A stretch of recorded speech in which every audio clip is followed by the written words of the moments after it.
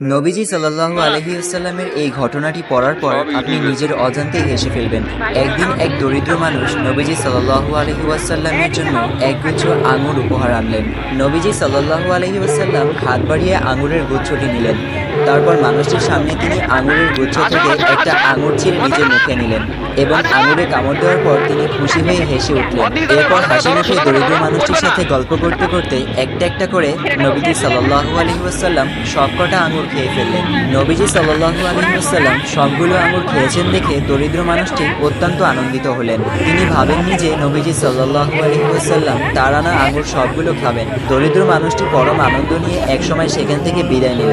দরিদ্র মানুষটি চলে যাওয়ার পর ওখানে উপস্থিত সাহাবীদের একজন সাহাবী নবীজি সাল্লাল্লাহু আলাইহি ওয়াসাল্লামকে বিস্মিত হয়ে পড়ে জিজ্ঞাসা করলেন, ইয়া রাসূলুল্লাহ, আপনার কাছে কেউ কোনো উপহার আনলে আপনি তা অবশ্যই সবার মাঝে ভাগ করে দেন, কিন্তু আজ আপনি উপহার পাওয়া আঙুরের গুচ্ছ থেকে একটা আঙুরও দিলেন না, সব কয়টা আপনি খেলেন, এমনটি কখনো হয়নি।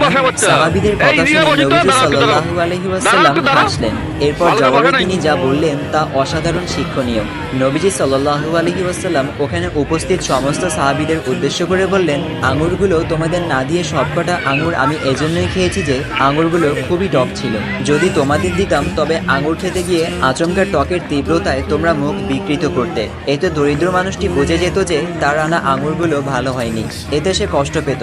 দরিদ্র মানুষটি তার পরিশ্রমের টাকা দিয়ে ওই আঙুরগুলো কিনেছিল আমাকে খুশি করার জন্য। সে তার সর্বোচ্চ সাধ্য দিয়ে আমাকে খুশি করতে চেয়েছিল। এর বিনিময়ে আমি কি করে তার মনে আঘাত দিই বলো? দরিদ্র ভাইটিকে আমি দুঃখ দিতে চাইনি। দরিদ্র মানুষটির প্রতি নবীজি সাল্লাল্লাহু আলাইহি ওয়াসাল্লামের এই আশ্চর্য সুন্দর ব্যবহার দেখে সাহাবীরা মুগ্ধ হয়ে নবীজির দিকে চেয়ে রইল। সুবহানাল্লাহ। আল্লাহ পাকের প্রতি কোটি কোটি শুকরিয়া যে আমাদের এমন একজন নবীর